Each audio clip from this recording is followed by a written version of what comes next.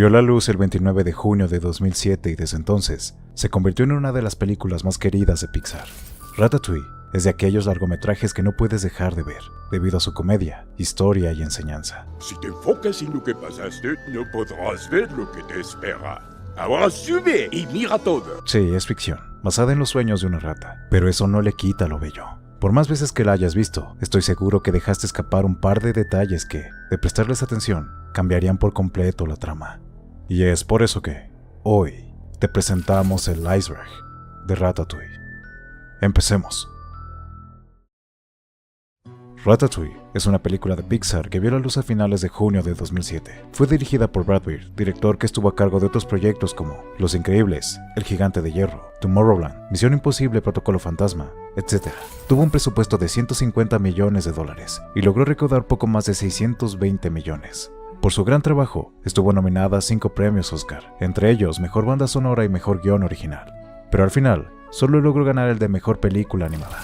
Parte de la historia, se dice, está basada en la trágica experiencia del chef francés Bernard Lassault, quien falleció luego de escopeta en 2003, cuando los informes de periódicos insinuaron que su restaurante podría perder su estatus de 3 estrellas. Infortunadamente, este chef sufría de depresión, de ahí que los rumores sobre su restaurante fueran el detonante para tomar esta triste decisión. Esta referencia la podemos notar al principio de la película, luego de que Anton Ego provocara que el restaurante de Gusteau perdiera una de sus 5 estrellas gracias a una crítica.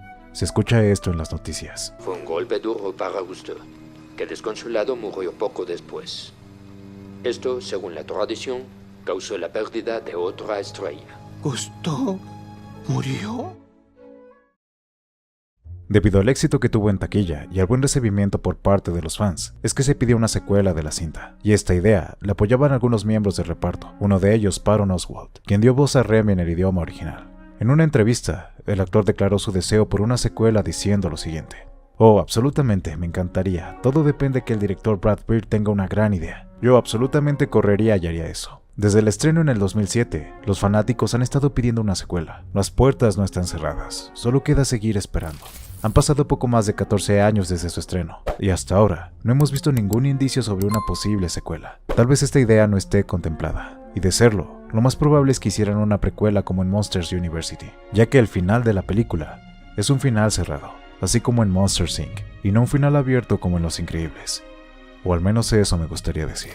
Lo cierto es que Jane Morris, gerente general del estudio cinematográfico de Pixar, declaró que a partir del 2020, Pixar no hará más secuelas de sus cintas. Esto con la intención de enfocarse en más historias originales. Así que, desde ya, digamos adiós a una segunda parte de este filme. Para tener todos los detalles en cuenta, el elenco de la película se inscribió a clases de cocina. Así podrían saber cómo es que se agarra un cuchillo perfectamente, cortar, mover sartenes, preparar platillos, hasta las expresiones que tienen los chefs a la hora de cocinar. No conformes con esto, el reconocido chef Thomas Keller permitió al equipo de animación estar presentes en su cocina. Esto para que entendieran cómo funciona realmente el arte de cocinar, hecho que plasman a la perfección en la película. Un dato curioso es que Keller hizo la voz de uno de los comensales en la cinta. Yeah, I know about the foie gras. The old standby used to be famous for it. What does the chef have that's new?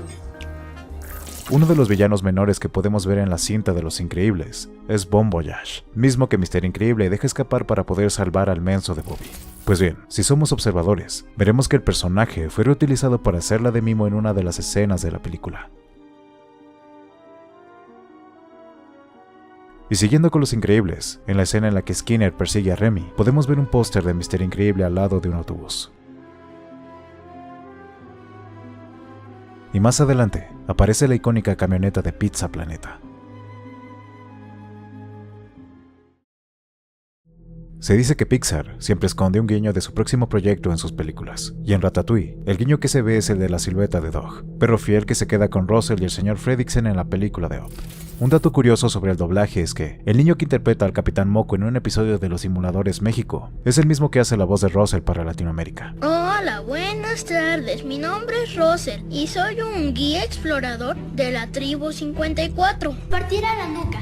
También puedo correr y tirarme al suelo, sobre todo en pisos plastificados, y alcanzar la velocidad de patinaje superior a la de una bicicleta de carreras. Otra referencia a una de sus películas es a Wall-E, pero esta vez de una forma más sutil. Como recordarás, Wall-E tiene como mascota una cucaracha que aplasta sin querer. la cuida, la guarda en Twinkies, etc. Bueno, pues a esta cucaracha la podemos ver rápidamente en el departamento de Linguini. Luego de salvar a Remy de ahogarse, decide llevárselo a casa, y es justo cuando prende la luz que vemos lo siguiente. Un dato curioso que pasó desapercibido, pero aún así es interesante. El nombre del chef que forma parte de la imaginación de Remy, así como también su fuente de inspiración para cocinar, es Auguste Cousteau. Lo curioso aquí es que su nombre resulta ser un anagrama, es decir, un juego de palabras en el que se mezclan las letras para formar otras palabras. Y hablando de curiosidades de los personajes, en un momento del desarrollo de la película, Remy iba a tener a una madre llamada Desiree. El champiñón que Remy cocina al inicio de la película es un chanterelle y se encuentra entre los hongos comestibles más populares del mundo. El A113 aparece en forma de etiqueta en la oreja de la rata que parece que salió de un laboratorio experimental. Los calzones de Linguini son de los increíbles. El caviar al lado de Remy es de la marca Nemo, es decir, ¡Tiburoncín! ¡Bienvenido, hermano Tiburoncín! La tienda de las ratas muertas realmente existe y está en esta dirección de París. Aunque no existe una segunda película, sí existe un corto llamado Tu amiga la rata, en la que se trata de convencer al espectador de que ellas no son tan malas. Mientras se animaba la película, tuvieron varias ratas como mascotas en el estudio para copiar sus movimientos. La botella de Cheval Blanc del 47 que pide Ego para acompañar su ratatouille no es cualquier cosa. Una botella de 750 mililitros en la vida real puede llegar a costar hasta $22,840, es decir, 477,356 pesos mexicanos. Es un corto animado de YouTube que resume y al mismo tiempo parodia la película en menos de 3 minutos. Te recomiendo que lo veas si quieres pasar un rato agradable. Cuando una película tiene un gran éxito, es de esperarse que, con el tiempo, llegue alguien a plagiar su obra maestra. Y así sucedió con Ratatouille. Ratatouille es un cortometraje brasileño de apenas 44 minutos que trata de un restaurante de ratas en Río de Janeiro llamado Ratatouille. Sí, y así como su título, el video es muy malo. Pero, si no tienes nada que hacer, puedes verlo completo aquí en YouTube. El link te lo dejaré en la parte de la descripción. Yo pedí las moscas en salsa de gorgonzola y esto es definitivamente salsa camembert. Definitivamente esto es gorgonzola, señor. No puede ser camembert. Oh, tiene razón. ¿Cómo pude confundirme? Discúlpeme, por favor. En una parte de la película, cuando Ego está escribiendo una nueva crítica, podemos ver referencias a la muerte o algo que tenga que ver con ella. Su máquina de escribir tiene forma de cráneo, y las dimensiones de su sala vista desde arriba parece un ataúd. Tal vez esto se conecta con su fría y antipática forma de ser, aunado al hecho de que siempre está solo. Tras su éxito, la película tuvo su oportunidad en varias consolas y plataformas entrando al mundo de los videojuegos. El más popular es el que salió para Xbox y PlayStation 2, en donde vemos a Remy hacer distintas misiones para llegar a su meta. El otro es Remy's New Recipe, para la consola Be Smile. Este es un juego muy parecido a las de arcade, en el que debemos recolectar vegetales entre otras cosas para ir pasando de nivel. Este salió para la Game Boy Advance, y que, a pesar de ser también plataformero, era más divertido que el de Be Smile. El que ves en pantalla era de la Nintendo DS, muy similar al que era para Xbox y PlayStation 2. En total, salieron 12 juegos de la película. Algunos valían la pena, otros ni siquiera se llegaron a conocer. Dime, si tuviste la oportunidad, ¿cuál de estos jugaste?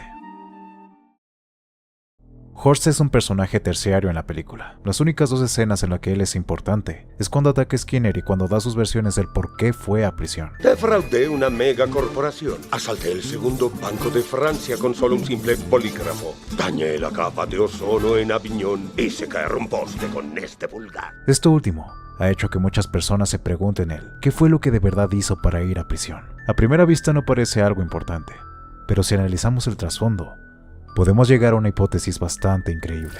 Perteneciente a Brillo G, la teoría de Horst nos dice lo siguiente. Se cree que todas las versiones que da del por qué fue a prisión en realidad esconden una sola verdad, y para encontrarla, solo debemos aislar un segmento de cada una, y al juntarlos dice lo siguiente.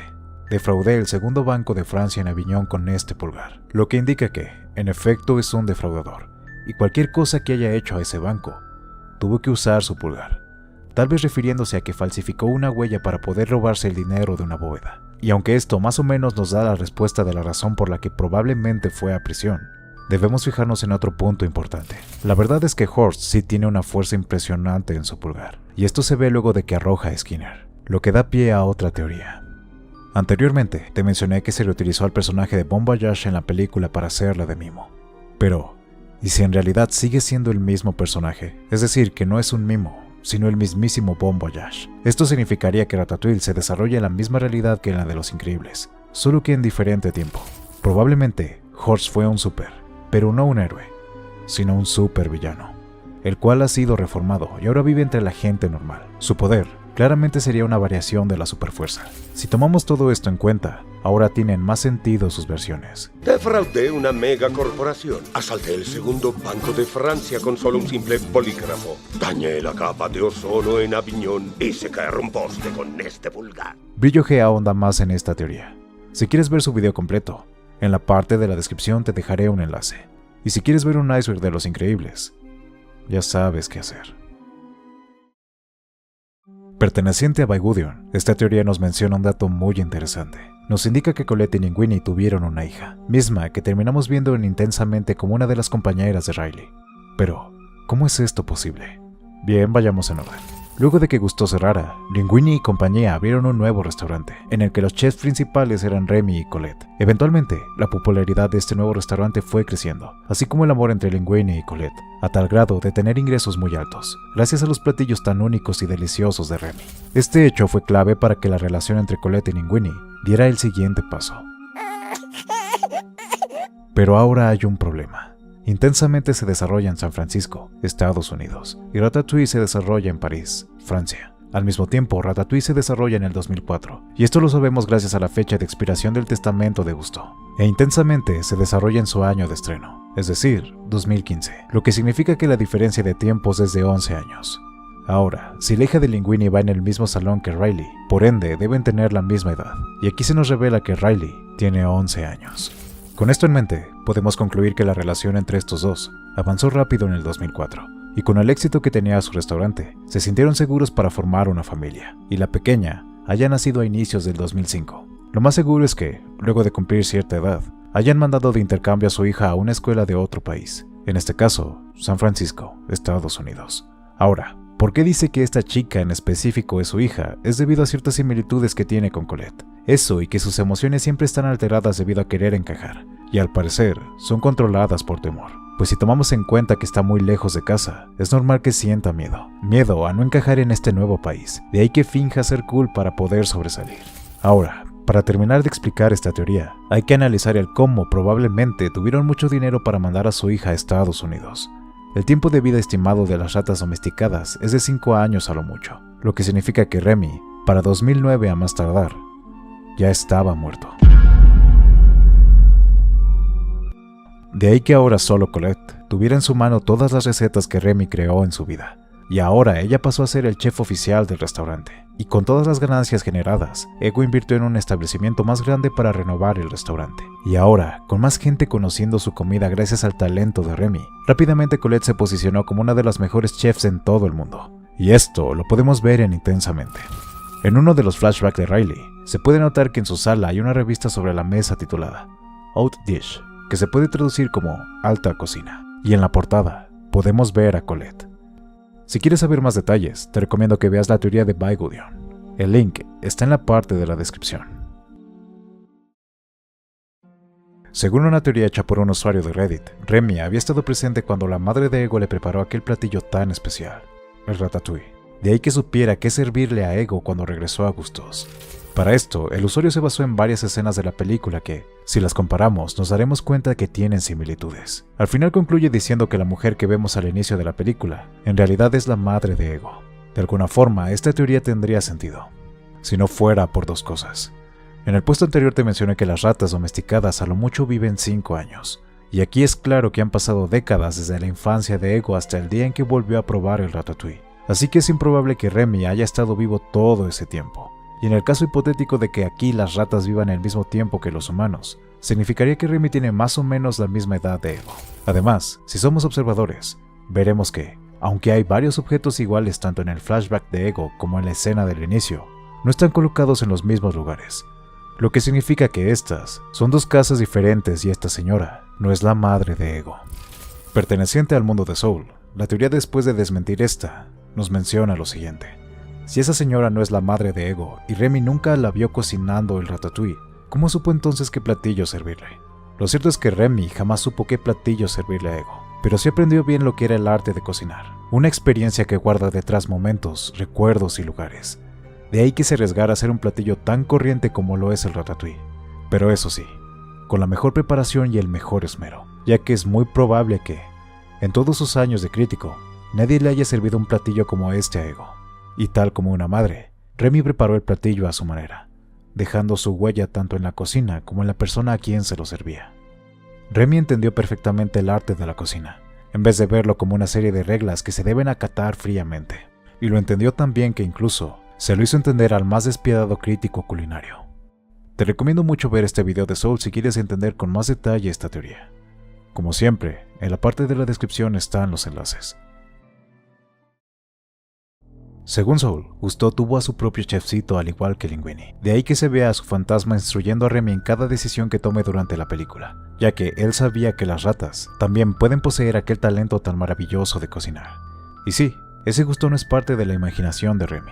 Si prestamos atención, nos daremos cuenta que Gusteau lo guió en cosas que ni siquiera sabía, como el sacarlo de las cloacas para descubrir que estaba en París y decirle que el lavaplatos era importante. Además, esta escena nos revela algo interesante. Solo me dices lo que ya sé. Sé quién soy, ¿lo ves? ¿Por qué tienes que decirme? ¿Por qué tengo que fingir?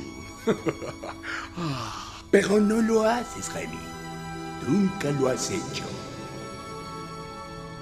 Esto podría significar que el Gusteau con el que Remy hablaba no era parte de su imaginación, sino que era el auténtico fantasma del chef. Ahora, algo importante a tomar en cuenta es la relación que existe entre Linguini y Gusteau. O sea, ninguna. En su testamento está implícito que Gusteau no sabía que tenía hijos. Aún así, decidió esperar un tiempo a que apareciera su heredero. Tiempo después, cuando aparece la carta de Renata, la madre de Linguini, le menciona a Skinner que su hijo también es hijo de Gusteau. De ahí que hable con su abogado y pida una muestra de ADN para ver el parentesco que hay entre estos dos. Y poco tiempo después, este le menciona: la muestra de cabello que me dio, tuve que reenviarla al laboratorio. ¿Por qué? Porque la primera vez me dijeron que era de un roedor. ¿Pero por qué pasó esto? Simple. Si bien era cierto que el abogado pudiera confundir un cabello negro de Gusteau con el de una rata, era imposible que confundiera un cabello rojo de Linguini con otro oscuro. De ahí que el laboratorio sí supiera cuál era de quién, razón por la que sabrían qué muestra habrían de descartar. Hecho que ocasionó que cuando el abogado llevara un segundo cabello de Linguini, este fue comparado con el anterior que también le pertenecía.